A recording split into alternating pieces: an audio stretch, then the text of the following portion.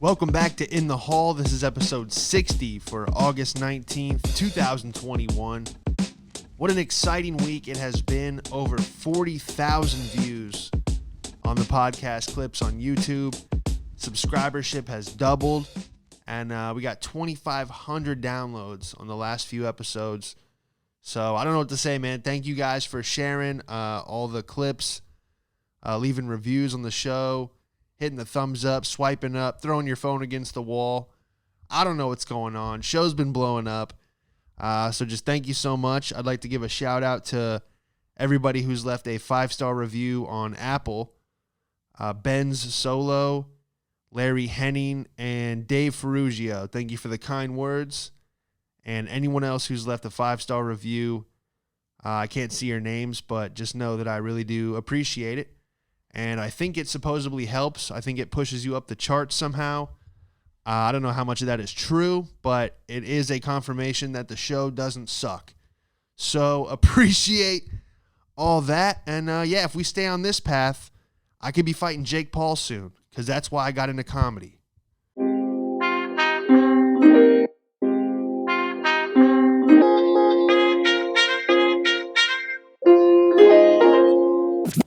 I need a new phone number, man. I don't know who had my phone before. Well, I do know. It's a guy named Richard who had my phone. I'm convinced that it doesn't matter what phone number you have, the person that had it before you, if they did some shitty things, you're going to keep getting phone calls for people trying to find them. I got a guy, Richard. Dude, he must have taken money from everybody, because every day I get a call from someone different looking for Richard. I'd be like, hi, is Richard there? I go, no Richard here. And they're like, when will Richard be available? I go, I don't know Richard. I don't know this guy. You call every day. I got this phone when I lived in Riverside, California, which is, I don't know if you ever played Grand Theft Auto 5, but it's the top of the map. The desert area where it's just like kind of biker gangs and meth heads. So I don't know if this guy ran off on his dealers, but dude, I'll get like a normal like debt collector call looking for Richard. I'll get Chinese people calling looking for Richard. Those phone calls are crazy. I got to find the voicemail.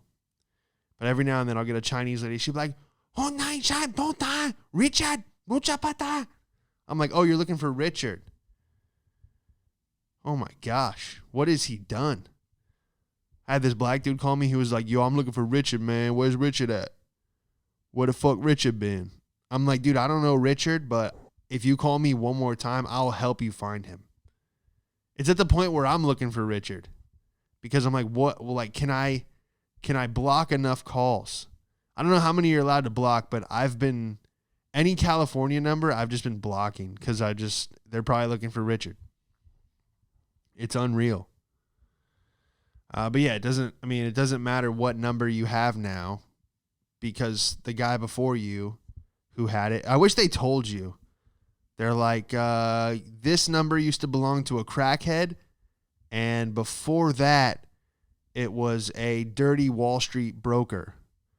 And you're like, oh, I don't know if I want that number, because someone screwing people over on Wall Street and a crackhead. Now I have the number. What kind of calls am I going to get? Anyway, I don't know if anybody else has this problem. Even if you get a new number, it's like you'll still get a robocall, and it's like, how?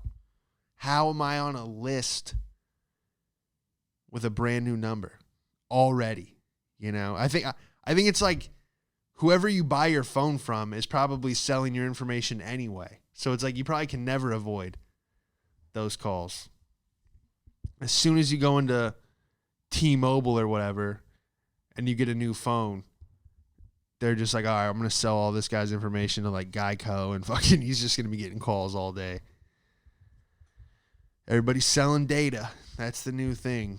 But on another note, I think robbing a bank would be pretty easy. Not all banks, but the one I went to this week, they still had the cameras from like the 90s with like the wire. The new cameras have that black ball and they like rotate, their HD. But this bank had those wire cameras where the bank robber always gets away, because when they show your face on the nightly news, they're like, if you've seen this man, and your face is just like 6 pixels. And you're like, what filmed that? A toaster? What kind of security system is this? So they had those cameras. And then you just look around the bank. There's no security. This is for comedy purposes, by the way. All right, I don't need to be on some list of bank robber suspects. But this bank, dude, half the tellers aren't even paying attention. They had a coffee machine behind the glass, where you like slip your ID through, and then they like pass it back to you. You talk to them through the bulletproof glass. And one guy was just making coffee. One woman was just on Twitter, and then some other lady was just counting cash. And then the guy, once he finished making his coffee, definitely violated protocol. I know this is not in the employee handbook, but usually when bankers open the door that separates you from the cash register, let's say, they sometimes they'll barely slip out and just close the door behind them and lock it right away. This guy held the door open and leaned back in and said, "Hey, I'm going to Chick-fil-A. Anybody want anything?" He was like, "Taylor, I know you like the spicy deluxe." And I'm like, I don't know if it's in the employee handbook to leave the door separating the public from all the cash wide open as you get everyone's Chick-fil-A order. So I'm just thinking, dude, like, this is just the perfect opportunity for the team to just run in. I'm like The Town. You ever seen that movie? I'm like, this is perfect. There's literally zero security and zero cameras that would even remotely capture what you look like. I mean, banks nowadays are just banking on the fact, no pun intended, that you don't have the balls, which is not good in the times we're in, because there are a lot more desperate people this year than there were last year. And security hasn't gotten any better. So I barely ever go to a bank, but I needed a certain form that you have to actually go in there and get. And, dude, I just always think when I'm in a bank, I'm like, please don't rob it while I'm in here. I just don't want to be that guy that, like, you're putting your phone in the bowl and they're pouring the bleach on it. Like, everybody on the fucking ground. And you're like, I just needed a form for my direct deposit. And they're like, I don't give a shit. Phone in the bowl. And you're just like, damn it. This was going to be a good day. And I always like in those bank robber movies, the banker, there's always the one guy that's like, I'm going to be a hero. And he rushes the robber. And then he just gets a rifle to the back of the head where they just hit him. Ugh! Yeah. I would actually, if a banker ever tried to be a hero and tackle the bank robber while I'm in there, I'd probably be like, look out behind you, and alert the bank robber. It's just, the banker would be laying on the floor with a big knot in his head from getting pistol whipped. He'd be like, why'd you tell him? I'd be like, why'd you not remove my overdraft fee? All right, you probably deserve getting pistol whipped. Plus, it made you a better person. I bet if you get pistol whipped during a bank robbery, you no longer complain about traffic. You're like, it's a beautiful day. I don't care if we're sitting in traffic. I am going to enjoy this day. You just become a completely different person. And most bankers are boring, so them getting the rifle to the back of the head, now they at least have some cool story to say at parties. They're like McLovin, they got the tape. You can show everyone on your phone. You're like, yeah, I almost had him. You got like Smith & Wesson permanently labeled onto your forehead from where you got pistol whipped. Yeah, I don't know, dude. Robbing a bank just seems security just seems lax. Let's say that. And I'm not again, I'm not trying to set up a heist in the Hall Podcast at Gmail. If you have any skills, kidding. But I don't know. I think it'd be the ultimate rush. Just everybody on the fucking ground. Yeah, but then someone will get hurt. You feel bad. At least I would. This is why I'm not cut out for it. There are so many times where I'm like, if only I didn't have morals and a good heart and two parents that loved each other for the first half of my childhood. If there was no love from the beginning, I might have a ski mask in my closet right now, but I've been hugged by both parents at the same time, so it's kind of hard to pursue a life of crime after that. Anyway, in other news, a woman with 2 vaginas somehow made the news. So let me see. I just had the article, of course. Of course it's gone. Let's see if I can get it back. Oh, here we go. Woman born with 2 vaginas has said she feels unfeminine due to difficulty having children. So apparently she has 2 vaginas, so the baby, I don't know. She has a double barrel vagina. Is that how it works? I don't know. There's no photos, but dude, her boyfriend looks like Kenny Powers. And he said you're twice the woman. Of course he did. Look at that mullet. She's like, I can't have kids because I have 2 vaginas. She's like, you're twice the woman in my eyes. He's probably bragging to his friends at the bar. He's like, I got to keep her, man. I think I'm going to marry her. She's got 2 vaginas. What more can a man want? She can cook and she's got 2 vaginas. How does this even make the news? What, do you go to the doctor and they're like, sorry, you can't have kids because you have 2 holes? All right, I don't know the scientific term for she's double vagin. I don't know. But this guy with the mullet's like, yeah, you're twice the woman. What does she just call? Hey CNN, I have 2 vaginas. You want to cover this? And they're like, well, shit, we ain't got anything else going on. We'll send the camera crew immediately. Stay where you are. We need an interview ASAP. I just don't understand how some of this stuff makes the news, It's hilarious. Well, good for him, man. But he does just look like someone who's just like, she's like, I can't have kids because I have 2 vaginas. And he was like, fuck yeah. And he just shotgunned a beer. That's what this guy looks like.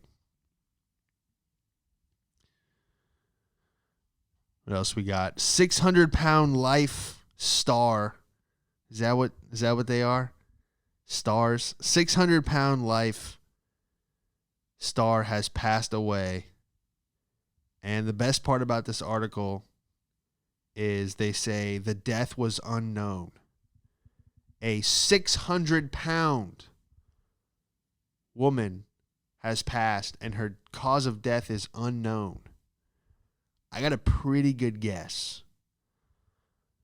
When your heart wakes up every morning and goes, can you knock it off?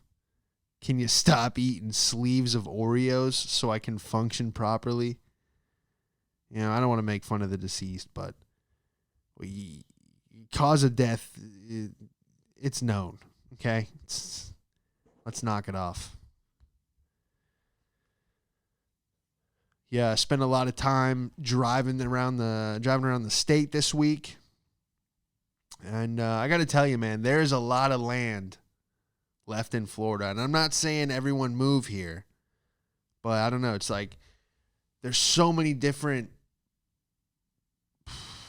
just like regions in Florida. Like most people think of Miami, Tampa, Disney, like, Orlando area. But like beach town. But there's a lot of Florida where there's just a whole lot of nothing going on. A lot of just truck stops, open road. A lot of just 2-lane highways with just billboard after billboard.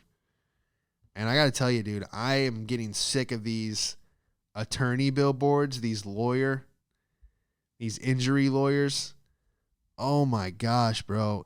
And are the people that are on the billboard even real? They're holding up the check and they're like, Dan got me $4 million. And it's like a husband and wife just smiling ear to ear. And I'm like, these can't be real people. I'm like, do you know the level of fucked up? You have to be mangled to get a check for $4 million from the insurance company. And not one of these people on the billboard has an eye patch. Not one guy has like a hook hand. And he's like, Dan got me $300,000. It's never that. No one has like half their face missing. Dude, to get $4 million in a lawsuit, you have to have like your face crushed by some machinery at the factory you work at. My only theory, what was Nancy's, was the person that, like the two people that are happy holding the check for the lawsuit for $4 million, they're the ones that got the money because someone they knew got killed in an accident and they were next in line to get the check. Yeah. There's one, it was like this fat white couple. And they were like, we got 400,000. Thanks, Dan. It's like all the billboards. And I'm like, oh my God, did their son like get hit by a car? And now they're like, well, freedom at last. They're like, sorry. They're like, he had 14 good years. Time to head to Vegas and put it all on red. That's the smile they have. Like they're just completely free. No worries. These people, I don't know, dude. You just have to get like your arm torn off by the compressor at your factory shift to be getting that kind of money. I don't know. It's just silly to me. This is not an actor. It probably is. The guy is unscathed and got a check. Anyway, what else we got, man? Lawyer billboards. This was an article thought I'd share with you guys. Hermit crabs are apparently getting sexually excited due to all the plastic pollution in the ocean. So the hermit crabs they're getting off to this chemical and that leaches out of the plastic. So here we are thinking we're doing a horrible thing to the ocean. You know, we're throwing all this shit in there, but the sea life is kind of loving it. You know, not the turtle that gets the plastic bag over his face, but the hermit crabs are enjoying it. It's the weirdest shit I've ever heard. What's a hermit crab? He's like, dude, why are you hard right now? He's like, you didn't see the McDonald's cup over there? And he's like, oh shit, I'm gonna fucking bust.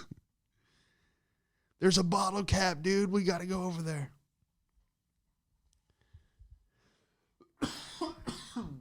They're at the party.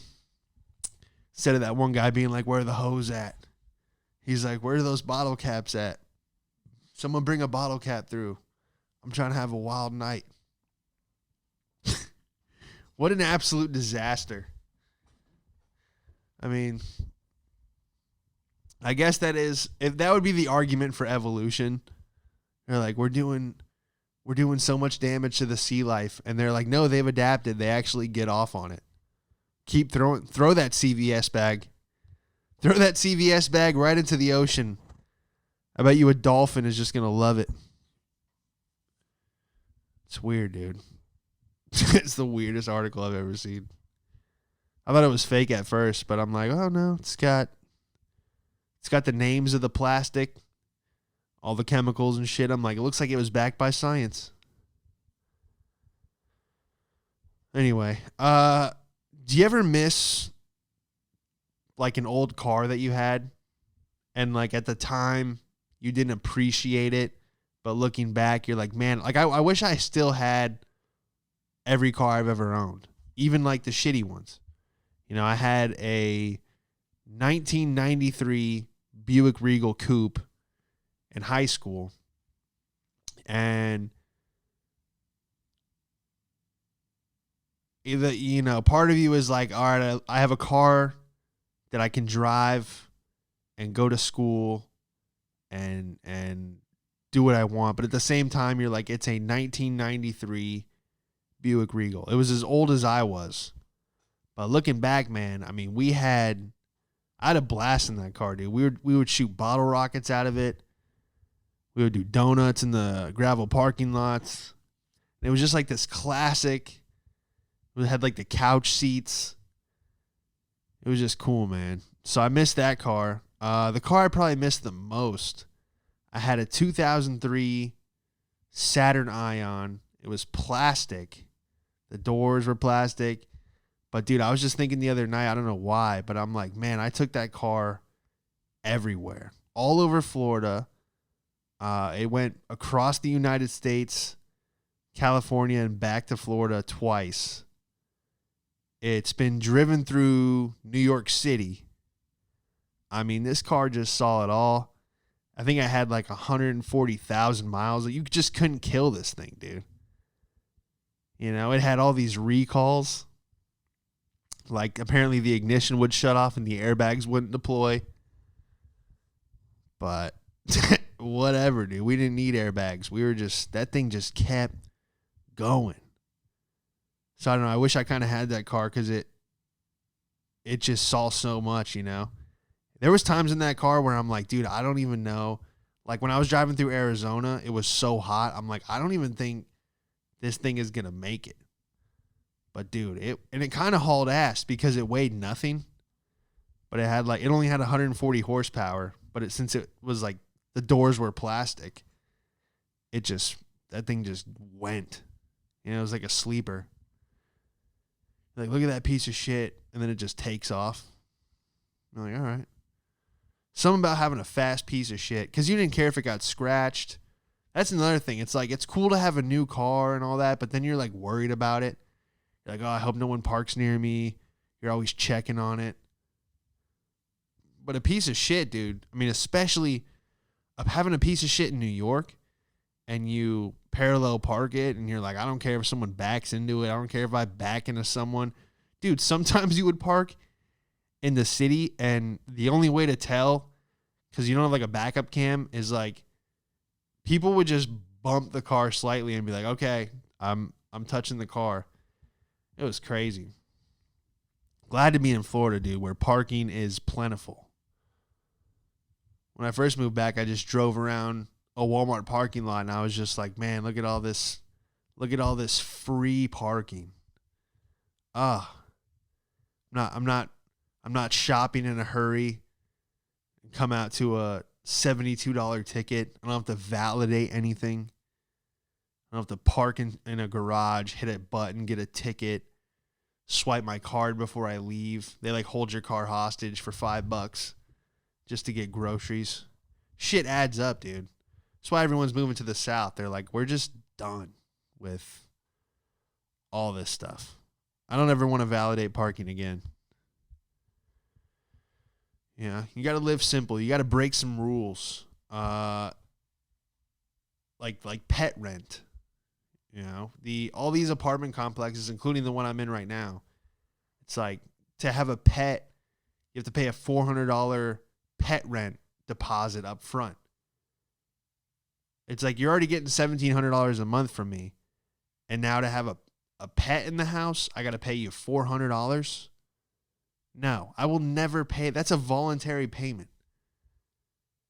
I never get people that like just pay that up front. Like, oh, I have a dog. Here's $400. What? You keep the dog in your house, in your apartment, and you don't say anything. If someone's like, oh, if someone ever tries you like, oh, you have to pay the $400 pet rent. I'd be like, look, this is my friend's dog. He died in a tragic accident, and I'm going to raise it for him so it doesn't end up in a shelter. And then see what they say. Put the ball back in their court. Am I a psychopath because I already have a story ready for if someone tries to get me to pay $400 for my cat? Yeah. Believe it. I do. I'm ready. I'll be like, what do you mean? $400. This isn't even my cat. I'm raising it as my own. My friend died. And they're like, we have to pay $400. I go, is this how we're treating people now? Do you just ignore what I just said? Yeah, maybe that won't. I bet that won't even work. What am I even talking about?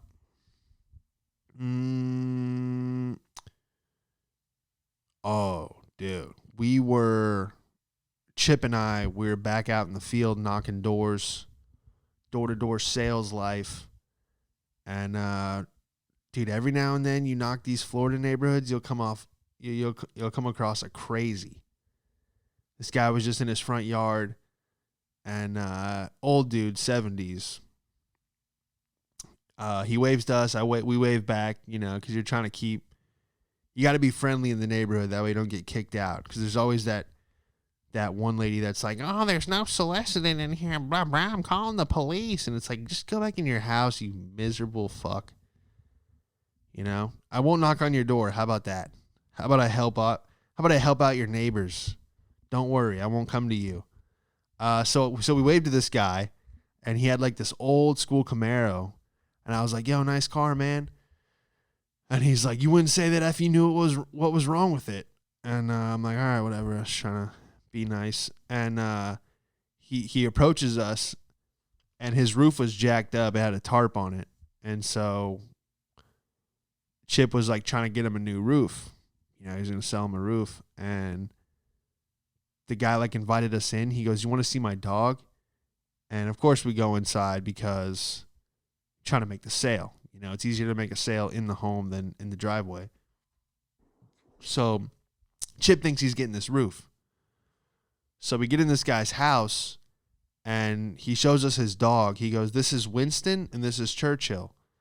And they were porcelain sculptures of dogs. They weren't real dogs. It was just statues. And right then I was like, oh, this guy's crazy. But let me back up. There was a red flag before this even happened. We were like, what happened? Chip goes, what happened to your roof? And he was like, man, these damn raccoons are eating my ridge cap, which is like the top of the roof. And we're like, raccoons are eating your roof? Never even heard of that. And he's like, yeah, this big Rachel Maddow bitch of a raccoon was up there. And he goes, I got my grandfather's shotgun, my mom's dad's. And he goes, it's a single action. And he goes, but if you load it while holding the trigger, it cocks silently. And he goes, one night I came out here and I just shot that raccoon right behind the leg, right in the ass. And he goes, did a cartwheel off my roof. And I'm just like, okay, this guy just admitted to opening fire in his neighborhood at his own roof. And he's like, yeah, that's hail damage up there. And I was like, hail damage? I'm like, you just said you shot your own roof. And I'm like, did the neighbors even hear this? Like, this guy's out of his mind. And so fast forward, we're in his house. Chip's still trying to get the sale. I'm trying to get the fuck out. I'm mouthing to him like, yo, we got to go. I'm like, abort mission. This is not a sale. This is a crazy guy who, it's sad, but he just wanted someone to talk to. And he was showing us everything in his house. First of all, his whole house was just like, he had swords on the wall. I have a bit in my act and about people in Florida with sword collections. And this guy had a sword collection. So between him admitting to shooting a raccoon off his roof, showing us 2 fake dogs, and having a sword collection, I was like, Jep, we got to go, bro. I did a fake phone call and everything. Nothing worked. This guy shows us, he goes, look at this birthday card I got. Open it up. And I open it and it plays a song. Just one of those cards that has a little jingle. And he goes, neat, right? He goes, I replaced the battery on it already. I go, oh my God, this guy replaced a battery in a birthday card so he can keep hearing the song. I'm like, how many times have you played this song? You know, again, everything, there is a siren going off in my head. So, doot, doot, doot. Leave the house immediately. And dude, I'm like, this guy's going to shoot us. That's why he invited us in. You know, we found out he was a veteran. I'm like, oh, it was just getting worse and worse. The more we knew about him, I was just like, oh, it's over.